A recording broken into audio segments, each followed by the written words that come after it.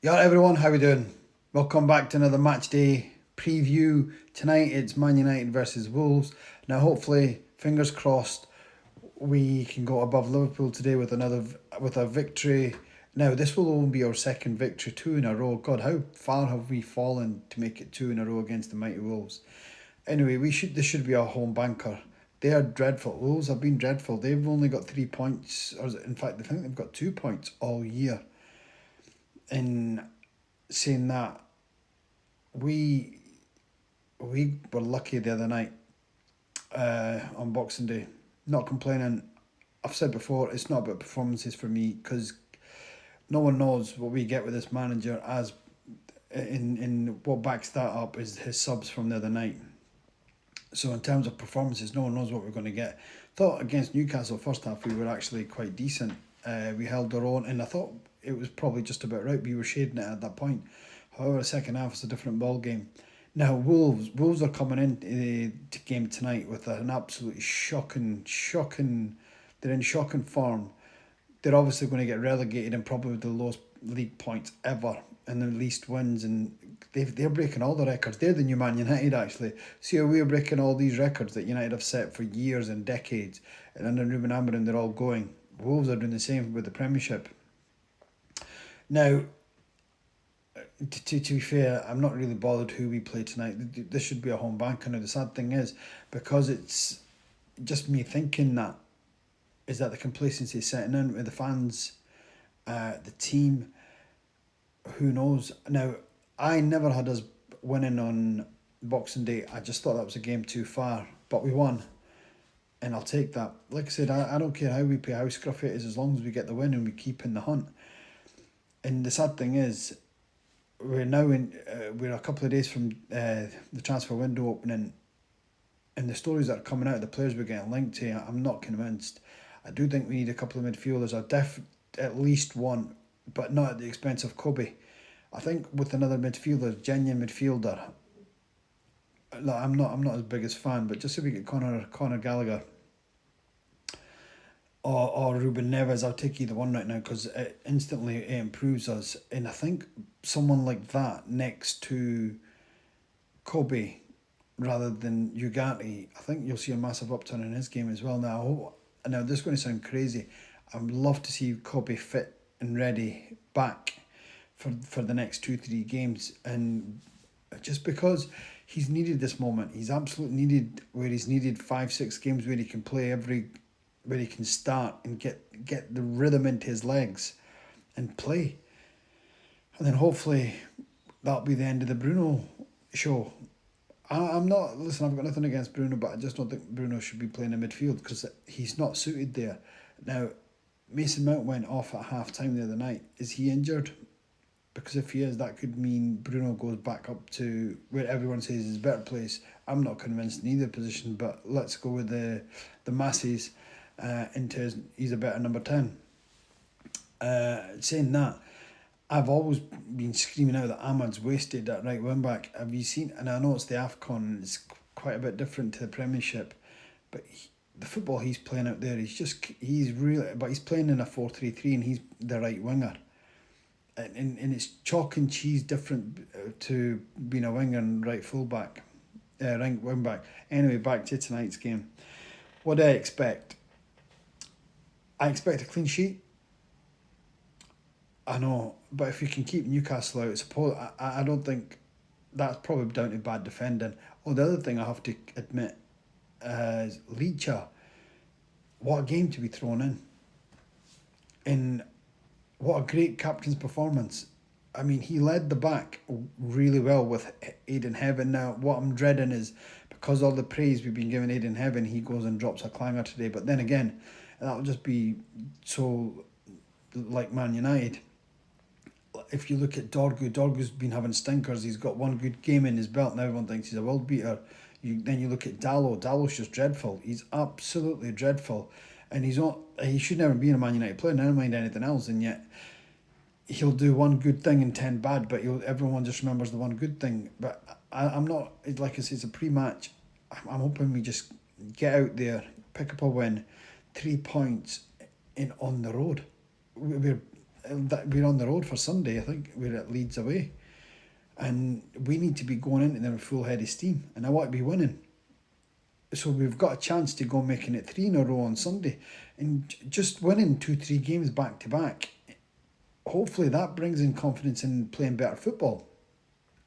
Now, when we did it earlier in the season, when we beat Sunderland 2-0, then I'm sure we went to Anfield, we won that, then it was the Brighton game. And then after that, it's just been hit and miss, and more misses than hits. I just want a bit of consistency. Is it too much to ask? I mean, January is a big, big month. It's like games are coming. I mean, we've got Leeds on after this. Then is it the FA Cup? Or is it Burnley, then the FA Cup? See what I mean? The games are just coming thick and fast. And then after the FA Cup, we've got City and Arsenal. So, and I don't want to be going to them games chasing points, because they're 6 points we're never going to win. I don't see, and on current form, we are not taking, this City team's they're back at it. And they're in everyone is meant to believe that this is a 2-horse race between them and Arsenal. It's not. By the end of the weekend, City will be back to their normal place, which it pains me to say that. But that's the truth. Now, back to my team. Am I expecting any surprises? The only surprise is the manager and the team he picks, because no one can guarantee what team he's going to pick, what formation he's going to play. So I'm just hoping that he goes with a similar team to the other day, just for continuity. And if Kobe's fit, then Kobe has to play.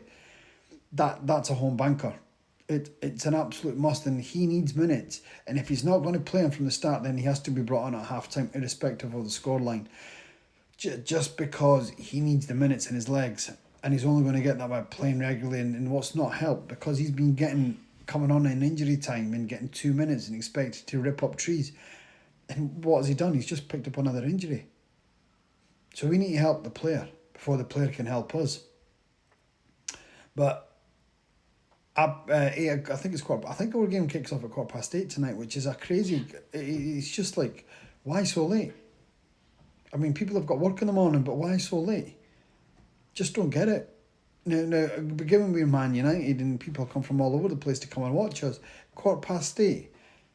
How unfair is that on the fans? And then to wait. Hopefully they put in a performance that they got something to cheer about. Now, I know we stuffed them at 4-1 when we played them a couple of weeks back. But it's Wolves. And like I said, this is an awful Wolves team. They've got nothing. I mean, this is the first time we're going to do a double likely to do a double of Wolves over some time. Because they've had the number of us for the last few years, regardless who the manager is. So I'm going to go for a prediction of, I like us to win 4-1 again. And I'd love to see Sesko start, because I was really surprised he was hooked the other day on the hour mark when he didn't need to be. He was just getting into the game. And as soon as him and Casemiro went off, the game changed. I mean, we were offering nothing. Now, I know Newcastle came out really fast and hard in the second half, but it didn't. I mean, what did the manager do? He brought in Xerxes and just fed straight into the hands. Now, the problem was Mount went off, and the sub who came on, he didn't adjust to the game tempo and the rhythm of what he was meant to do. And on the back of that, the manager reacted with 2 more subs before he made even 2 more worse substitutions when he took off Leach and Shaw for the last 5 minutes. And he brought in a defender for his first game in 3 years or 4 years. And the other one is making his debut, because that's man management. That's absolute cuckoo's management. Anyway, we got away with the win. No thanks to the manager. It's not this manager's not winning the games. It's down to the players. The in-game management is the wins and losses. The losses are not helped by the subs in the positional the manager does. But the wins are just pure luck. They're absolute pure. We've not been convincing in any of these games. I mean, I don't remember peppering the goalie with any shots and keeper having to make any saves, other than the goal that he had to pick up. And it was Ramsdale. And Ramsdale's rubbish. I would not be swapping Lamans for Ramsdale, that's for sure. Anyway, this is a short, sharp, and I'm live in my hometown of Bonnie, Scotland. Bonnie, Scotland. And yes, it's freezing here, but it's Scotland, and I can't wait. I cannot wait for tonight's game. I will be on a live. I'm going to be on a live on TikTok later because I've got some people waiting to now. One's a Villa fan and the other one's an Arsenal fan, and I'll be keeping a close eye on that one as well, just because of where it's at in the stakes that game's got. Right, with that 3-1 tonight. I love. Sorry, make it 4-1. I know. It's Christmas.